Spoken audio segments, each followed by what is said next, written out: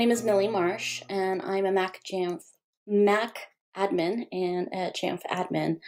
I'd like to start with saying that the views expressed in this presentation are my own and do not represent or reflect the views of my employer or their clients. I have been a Mac admin for about 20 years. My background includes public and private education, advertising, entertainment, retail, and manufacturing. I've been with my current employer since about 2018, and prior to that, I provided executive level support at the Walt Disney Company from about 2008 to 2016. Currently, we manage 1,500 Macs and about 100 iOS devices, including the workflows described in this presentation. So the creative Mac lifecycle at our company is typically described by mainstream IT prepping Macs with a baseline configuration. This includes core applications, configuration profiles. Our users are standard users, and typically we do not provide admin rights unless there's business justification for that. There are group subject matter experts that do some post setup optimization, including some trees grading. And so these folks still need to call IT for routine tasks and some incidents. That's mostly going to be what we cover here today. Unfortunately, most of these subject matter experts have an over-reliance on IT, and this results in production delays because they're waiting for admin rights. So a little background to how this presentation came to be. We had quite a number of these folks who needed admin rights, and we decided that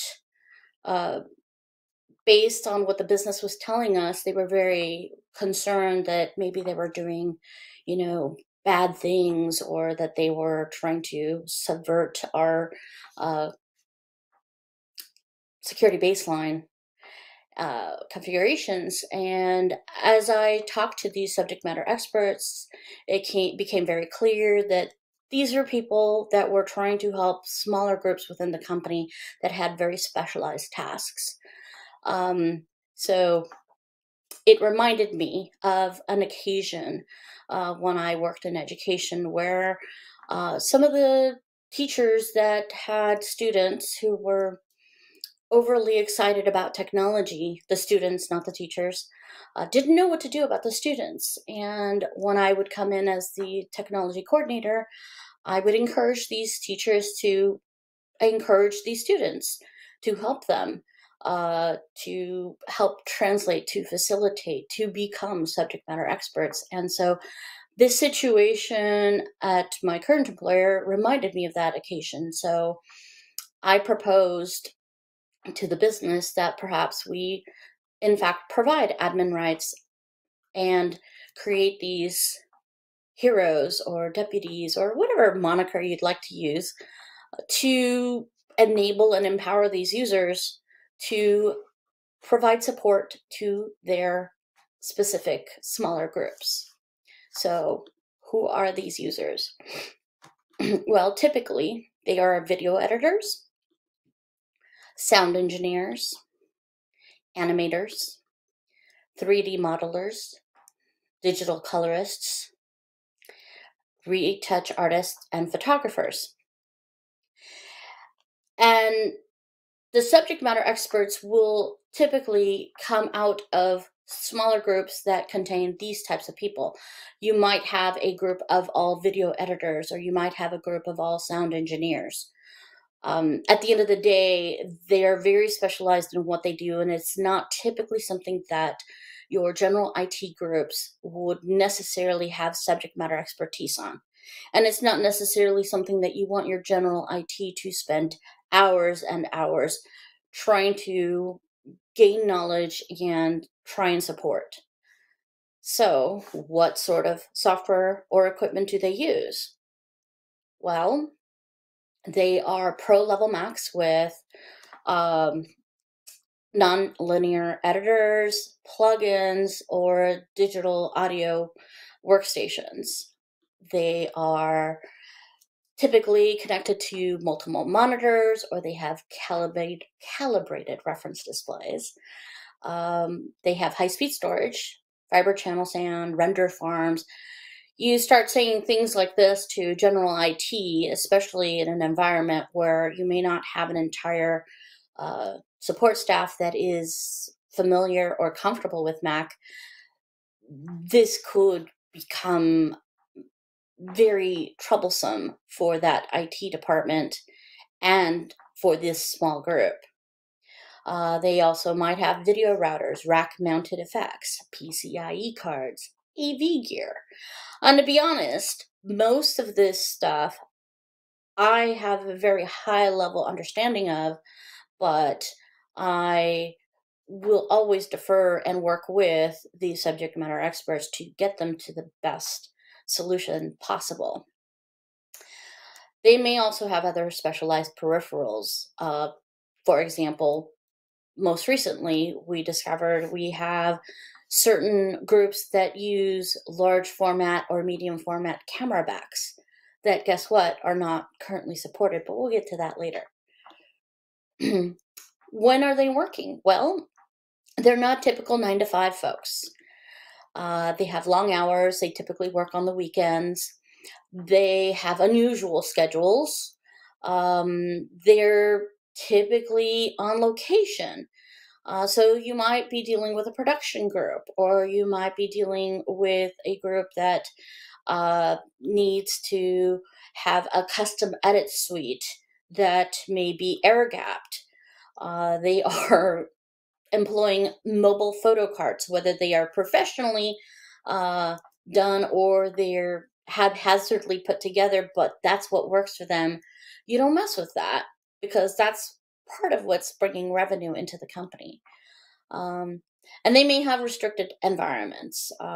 Case in point, uh, during my time at the Walt Disney Company, I had to be escorted from the check-in location to the workstation for the specific outer space opera production. You can figure out what company that is. And I had to check in my phone, and the whole time I was there, I was, not allowed to touch the computer. I was only allowed to provide advice. Thankfully, in that situation, they did have a subject matter expert who did have admin rights, but those are the kinds of environments that general IT may not necessarily even have access to. So, how are these groups organized? Well, they're typically small teams of users. Currently, at the organization that I'm at, we have small groups here locally in Southern California. We have groups in the Midwest, in the Northeast, and we also have some international groups. That represents typically 8% of the entire Mac environment. They also have specialized workflows. They're not typically following what all your other general Mac users are following. And they always, more than likely, have high-end custom Macs, whether they are the brand new cheese grater Mac Pros, or they're the older iMac Pro custom setups. They're not getting stock equipment. They also have post and production workflows that are completely out of scope for what is typically done on a day-to-day basis. So when these subject matter experts or their users have problems, even the smallest problem, when they call general IT, these very small issues turn into huge, big problems. And the biggest complaint is that these folks that should be trusted, who are trusted by the users that they support, they're not typically supported by the IT organization. And then this is what happens. They're like, why don't I have admin rights? So, who do these users call, or who do these uh, subject matter experts call? Because it could be both. Well, they don't call Ghostbusters. There's always a go-to person. Typically, it's the subject matter expert, or the subject matter expert might call the Jamf admin or the Mac admin or uh, some Mac evangelist within the organization. But they want to call someone who's dependable and responsible or responsive. Um, Typically, this person is a strong technologist, a quick study, and they are intimately familiar with the team's projects and deadlines. With smaller companies, that typically might fall to the GMF admin's role, or it might fall to a specific individual within the IT organization. But when you get into larger organizations, or in organizations where you have special groups that don't necessarily want or have the time to interact with the general IT group, you need Mac heroes. You can call them Mac heroes. You can call them any moniker you like. So who are these Mac heroes? They're, like I said, trusted members of the team. They have access to places that IT can't go. Reference my previous anecdote about the space opera situation. They have strong relationships with app vendors. So these folks will typically need to install plugins and third-party software that is not necessarily deployed or capable, or is, too large to deploy through normal means that the company doesn't want you to. And these are the folks that want admin rights on workstations. Now, my rule is, with great power comes great responsibility. And with supporting all of these apps, if you recognize these icons, you know the kinds of apps that these folks are supporting, installing, and configuring. These folks have knowledge of these specialized apps. They support high pressure production and post-production workflows. You literally do not want to get in the way of these workflows because time is money. They have a deep understanding of app plugin compatibility, hardware and software constraints, and macOS release cycles, which actually can become an advantage to the Mac admin and the IT organization, but I'll get to that in a moment. So what does the support matrix look like for these groups? Well, typically, and then this is mostly a summary, these folks have to have specialized use cases. They have purpose-built Macs, they're custom rigs, they have specialized app knowledge. They are that just-in-time response that they get paid money to respond to. Not, they're not having to deal with SLAs so much as have they responded to that email from the editor who thinks that they've lost everything on their Mac, but really just hasn't, because they forgot that they changed the links and they just need someone to help them remember that. These heroes would also understand the macOS app dependency. They support production workflows. They hold relationships with the app vendor. They may actually be the person who's responsible for purchasing the apps or plugins. They, again, are trusted members of the team. They may work on location. They might have access to isolated networks, access to restricted areas, and most often they don't have local admin rights but would greatly benefit from admin rights. So regular IT will perhaps have knowledge in in those yellow bubbles that you see on the slide. And in the red bubbles, they're going to take too many cycles, too much time to get up to speed to understand those things. But the thing that they do have is admin rights. And what we've found is that sometimes when these teams reach out for assistance, this is where things kind of get distressed or delayed, because these folks hold the keys to the kingdom, but they don't know what to do when they get there. And so Mac Heroes fill all the bubbles. They understand everything that's going on here, and they're understanding enough to know not to mess things up, because that's their job. They're not interested in doing anything bad. As the teacher that I used to assist in the classroom, they're really interested in making sure that their end users have everything they need to do the job that's been assigned to them. So with these Mac Heroes having local admin privileges within their team only, they can then manage standard accounts as needed. So for example, in our environment, we would deploy a brand new in-the-box system to these folks and have a local admin already configured in pre-stage. We set it up so that that password cycles out after a certain amount of time.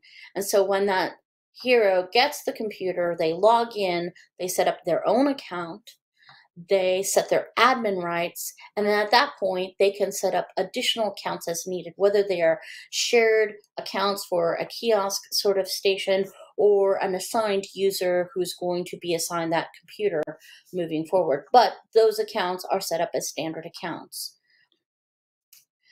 Then the hero will continue to install and configure specialized apps without needing to call IT. They can also leverage using other zero-touch processes that we might deploy on the back end, such as installing all the core applications and the core configurations. They don't need to know about how to do all of those things because it's already there. They're still going to open tickets for general IT support requests, including file share access, core app support, network changes, etc. But when it comes to just giving them the admin rights that they need to do the things that they need to do so that they can get moving, that is the context of what their admin rights are going to do. And they really don't want to do more than that. What's expected. So in our environment, we have successfully been able to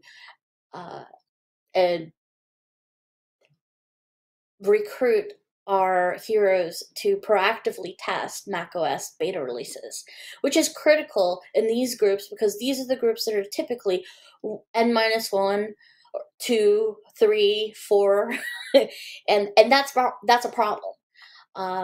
They love the fact that they can provide feedback directly to Apple.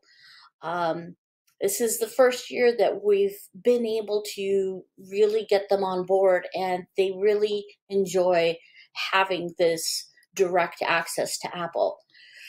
With that, they are also able to pressure app vendors to follow Apple's best practices. They're also much more willing to perform software updates during off hours because they know the schedules and they communicate to their end users, okay, patch management policies are in place and everything else needs to go forward with the schedule that they may put in place. And they make sure that baseline compliance is being followed. For example, secure boot, SIP, not disabling it, etc. The Jamf admin's role is pretty straightforward, and most of you all know this. We make off-the-shelf apps available in self-service. We create custom packages by request.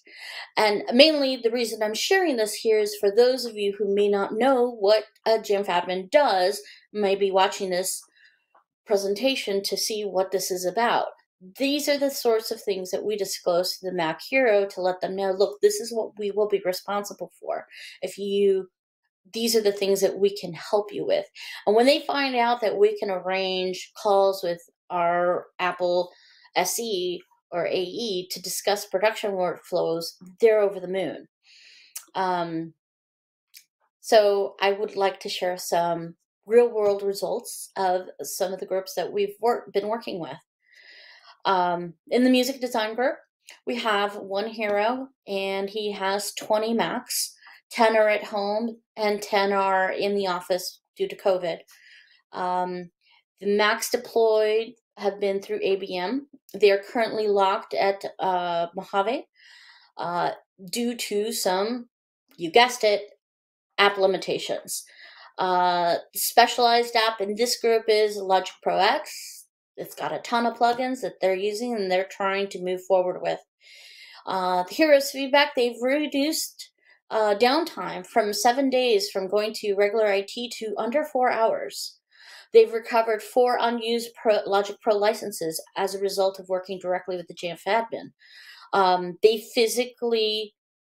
They own the physical Mac upgrade and data transfers, which is wonderful, not just for us, but for them, because they know exactly where the data is going.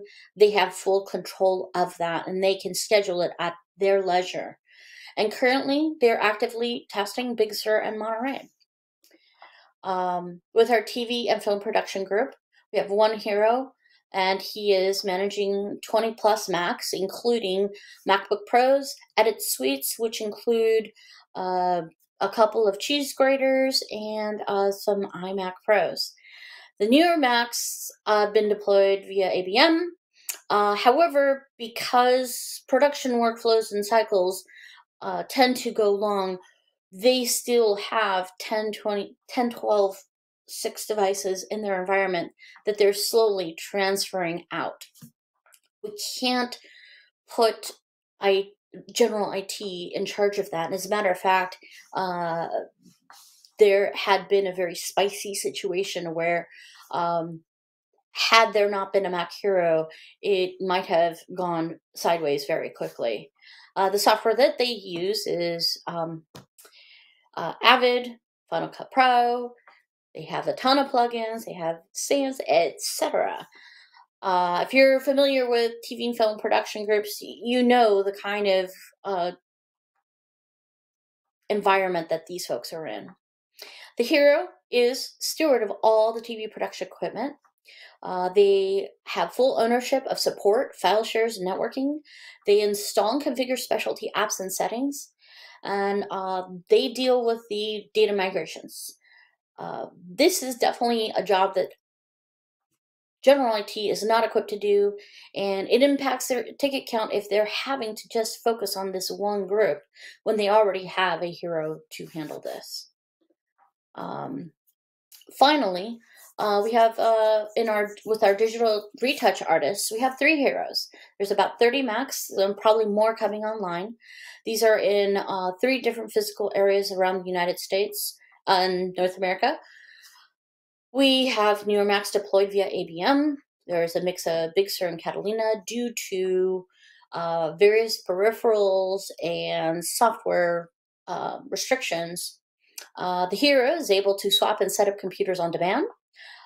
They consult with us on the macOS upgrade path, depending on the limitations of their specific hardware that they have right now. And thankfully, due to this relationship, we have avoided multiple escalations to the C suite, which is what used to happen in the past. So, in conclusion, I hope that my presentation has given all of you something to think about. I will be available for questions and answers at the end of this session. Thank you so much.